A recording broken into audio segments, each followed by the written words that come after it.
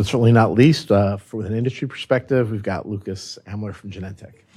Yeah, thank you. So I just want to make like 2 quick points about computational methods and the drug industry. So I think Devin and Lisa already mentioned reverse translation, so really using computational methods on the data we have, either on clinical trials or real-world data, I think is incredibly important. For that to be useful, I think a black box isn't going to do it. We have to establish causality so that there's enough reason for us to follow this up, either to make current drug treatments better, which at least means to running some sort of prospective validation, maybe in a smaller trial, maybe not fully label enabling, but significant investments. So I do think we need causality. I think safety was mentioned. We're definitely working on that. And I think the cancer immunotherapy space is very important for that. And again, there it can be really helpful. What we definitely suffer from is we don't have enough biopsies on progression. So for us in the field to advance, we have to understand why effective treatments, we are understanding EGFR inhibitors, we do not really understand PIL-1 inhibitors, and it's going to get worse. We do not understand what resistance is, it's going to be more complicated. So that's another area, but we need data first, and they need good data.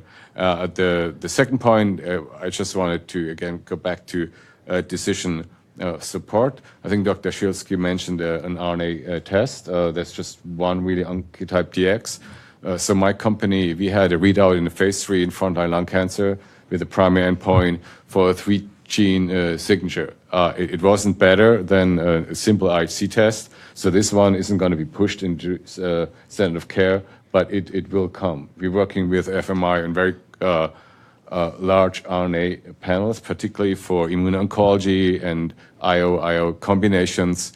There will be the third modality. So we're going to have protein, we're going to have DNA, and we're going to have RNA. And while you could construct tests where it just says you take the drug or the drug combination or not, you will have patients where you have 2 or 3 tests running positive. Even right now in frontline lung cancer, if you're PD-1 high, you have to decide, do you give monotherapy, do you give it with chemo combination? And it's going to get far more complicated. And we are committed not just to provide the tests for that particular drug, but to really start working on diseases and disease indications in its complexity, and we meaning Roche has a diagnostic division, so they're very interested in this and are really somewhat independent from the pharma side. I think that will be important that we co-develop this as new drugs, new modalities, new combinations get to the clinic.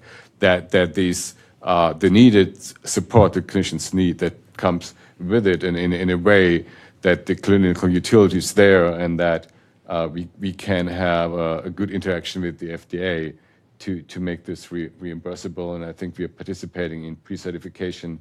There's a group of like 10 companies where we're working on this, but obviously there's a lot of work to be done. But I think we're very committed not to just developing drugs, but also the means for clinicians and their patients really in the medium to distant future to actually do something meaningful with it. And I think that's where I stop. Thank you.